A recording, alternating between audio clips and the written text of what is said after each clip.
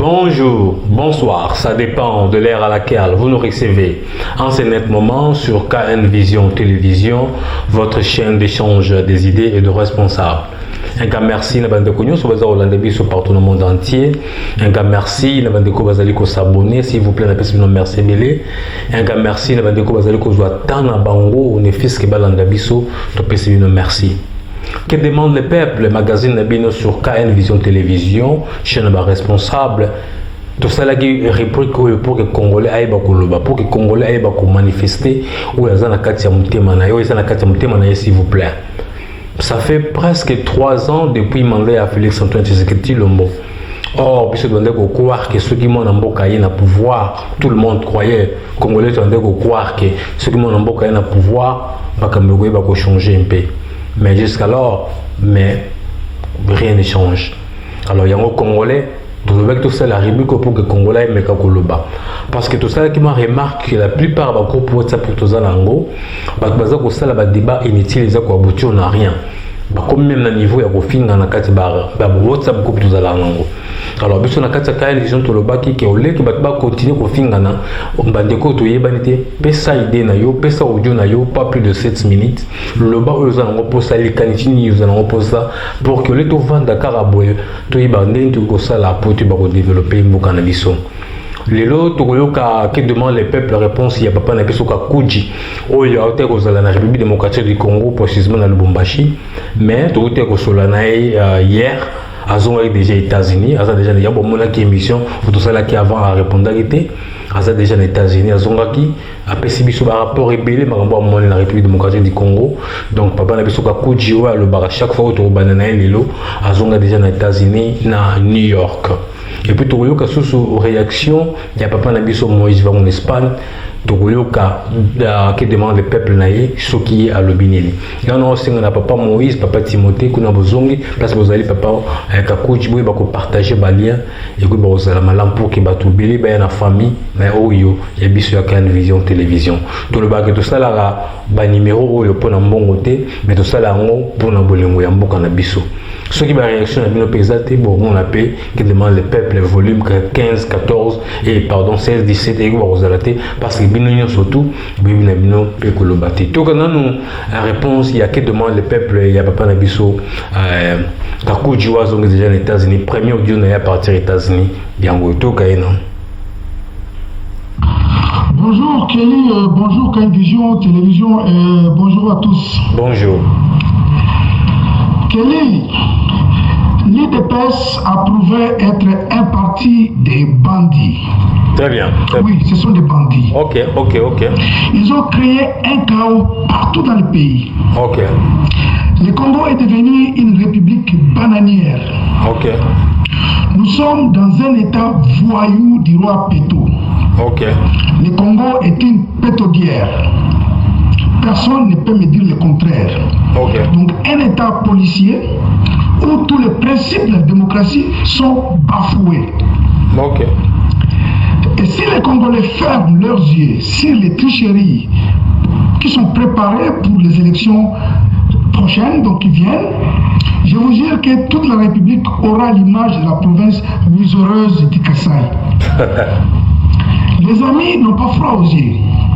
Ils ont envahi les Katanga et dans tous les domaines. Et les politiciens katangais sont devenus comme des moutons. Ils ne disent rien.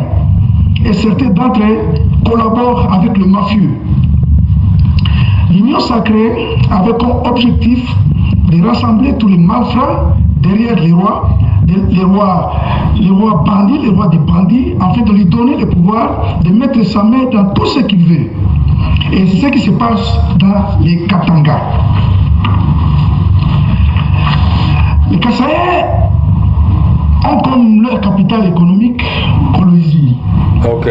Kolwezi, c'est pour eux maintenant. Oh. Je crois en 2023, les événements de 1962 et 1992 vont se répéter. Je ne sais pas où les IDPS vont se cacher. Il y aura un règlement de compte. Il y a des gens injustement arrêtés et qui sont en prison et tous les voleurs sont libérés. Le Congo doit être fédéré. Sinon, un jour, nous serons totalement disloqués. D'ailleurs, nul aurait été le pouvoir de nos ancêtres, le pays serait dépiécé. Nous devons avoir un gouvernement fédéral. Et les hommes de Kinshasa n'auront pas la même mise sur la caisse des États fédéraux. Ou alors nous faisons une confédération comme en Suisse. Nous devons suivre les beaux exemples. Nous devons suivre les pays qui sont organisés. Un petit commentaire à mon ami et frère Timothée, puisqu'il m'avait fait une remarque rigolo. Vous savez, on dit un proverbe qui dit c'est dans la discussion que jaillit la lumière. Il m'a dit, au lieu de parler du Congo, quand j'ai dit que veut le peuple, au lieu de dire que veut le peuple congolais, moi j'ai dit que veut le peuple katangais.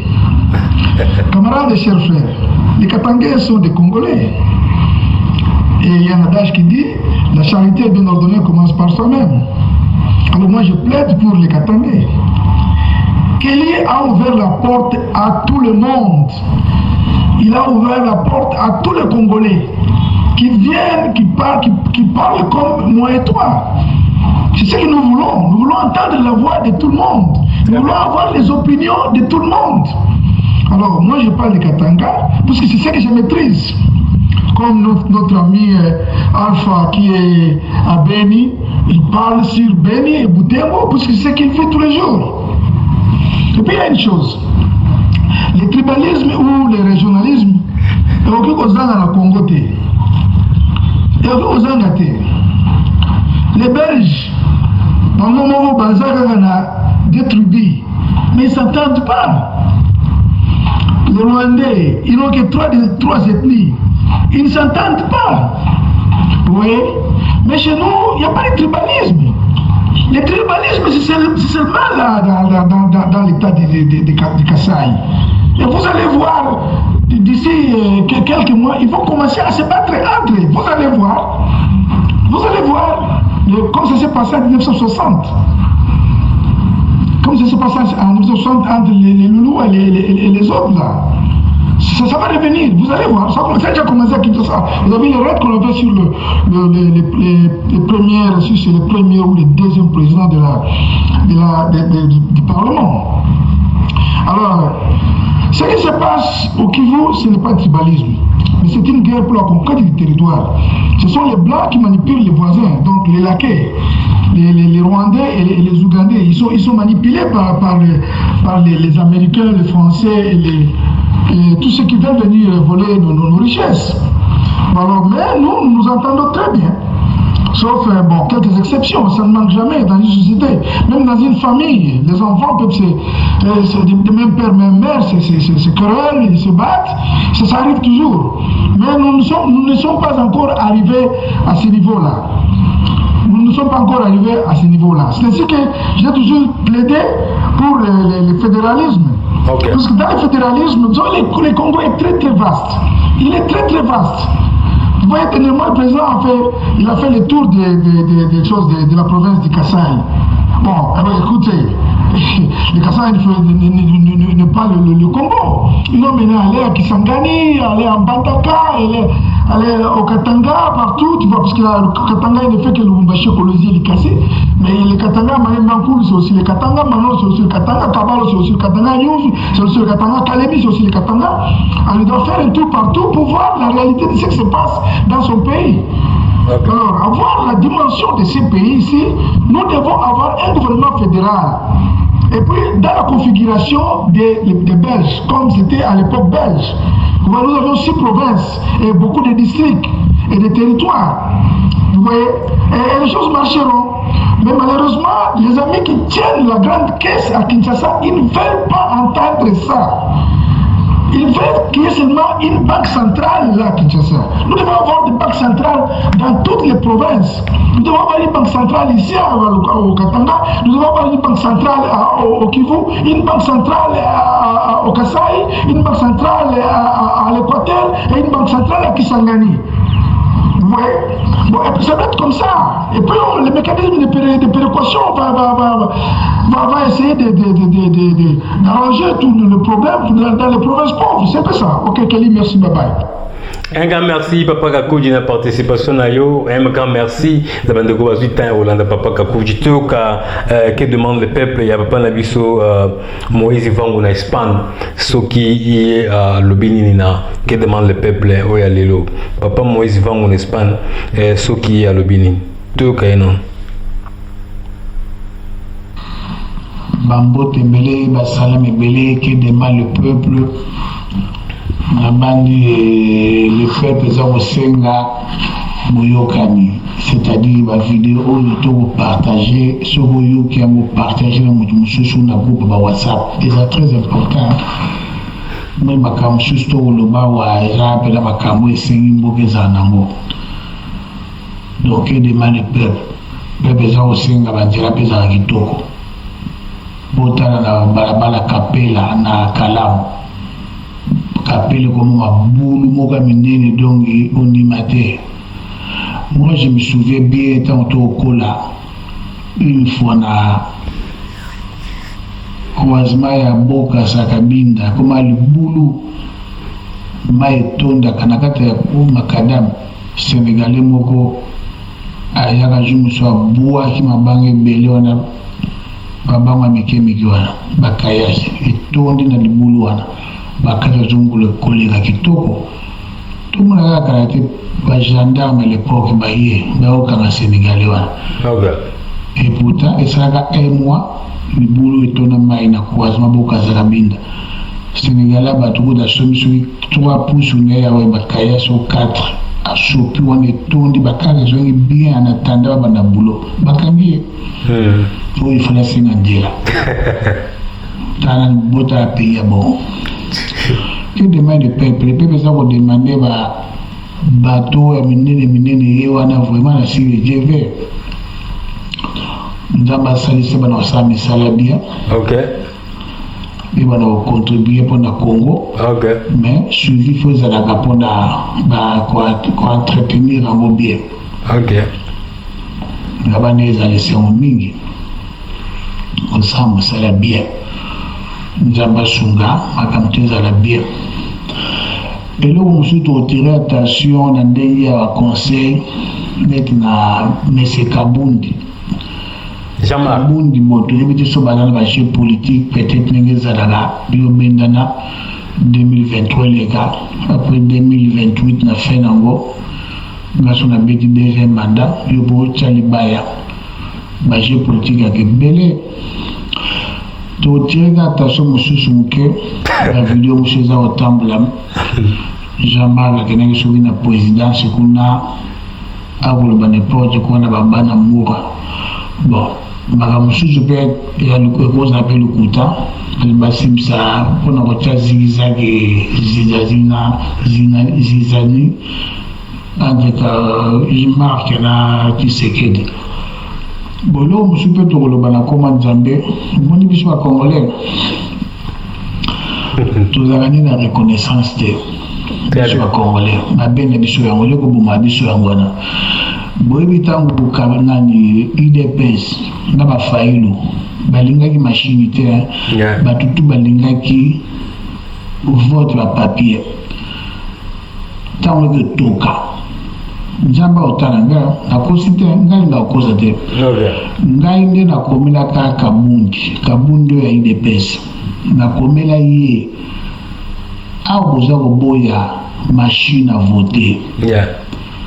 Est-ce que Papa Tshisekedi en 2011 a gagné qui sa machine à papier na papier belé électoral? Est-ce que Papa Tshisekedi a gagné qui? Allez, bobo ya machine était bondi yo machine bobo chaka bila contre mire. Na komela kabundi bongo na tongo na après-midi pe na soir na bandi pas déclaré en public a bien cette conférence à le bien de machine ngam na komela. OK. Journée on appelle na komela ka IDPS Benedix ya Luxembourg ngam na komango. OK. Donc grâce à Dieu na pesa bango passe wana ya conscience wana ba kepe machine ba gagner. wana na lobinga Moïse Vangu Espagne soki me kabunda ko message à comprendre gagne na pesi ba conseil bela bien même Martin Sali oya France grand combattant ana ko bude Tshisekedi ngam na lobana ye boto solo laka na ba Facebook le pona nga soko ta Facebook te na komela ko bude mutu wana te talabwe 48 heures après Martin Salif a comme on ma bête Tshisekedi à Québekin César Ngadi ngam na lobana César Ngadi na komelie a ofinga ngabuta obudenga na Facebook wana za ofinga Félix Tshisekedi ngabi na César talandima Félix ali congolais to na besoin congolais sukarango 2 semaines après la discussion on a fini César Ngadi a comme ça le Félix Tilelo ngara Moïse Vangu Espagne alias Lumumba sur la cause César Ngadi le paquet na la cause vous comprenez na pesi ba tebele ba conserver mo ki ya Congo makamno za sala ba discours na ye ngana lo bana viwana nous beaucoup ba discours depuis 2010 11 18 presque le bingam na lo ba conseil nanga Vieux Mende na Kinshasa abengisaka une fois pétition à Congo au sala Bochapi bomona leka na TV Sigima quand on va combattre en Espagne ba bomi mutu c'était mon travail pour nous faire rêver ba moke tout ça ba combattre makasi boka une fois ba soda combattre na Centrafrique c'était mon travail comme ba mokuna na komnaka colonel Alain Fort qui to ya sa coup d'état to kota na bangi pembenda le baka bazwaka message boka bon pa ya certain colonel ale ngam na komaka biloko na sala biloko na 2010 na bimisa bato sa Kinshasa na coup d'état salama na 2010 na benga plus de ceux qui savent combien de téléphones différents et la stratégie na sala de même stratégie na sala na Rwanda tangu Kagame to benga na kai na Londres en Espagne to boya kita na avion azongi boba to sali stratégie ya boningisa Rwanda Kagame sala ka 6 mois bimaka na ndako te to ningisa Rwanda comme to panza Rwanda tous les stratégies on a ebni basala yango pe yango na sali que demain le peuple za aussi na tous à la bomoko to lingana to tika ba conflit bani pour la jour lelo to sikwana ba photo à livre na rotinda ba livre so ba na Congo ba ko se plami pour ba livre moko peut-être dans la soute na mukili ba blog mo unique. Un gars merci Papa Moïse va en Espagne, un gars merci na Papa Gakuji, un gars merci na bandeko ba otikolanda biso, s'il vous plaît, vous s'abonner, vous liker, vous commenter et vous sala biso bien pour tout ça la numéro msoso. Botika malamu to kutana prochainement na numéro msoso. Bye bye.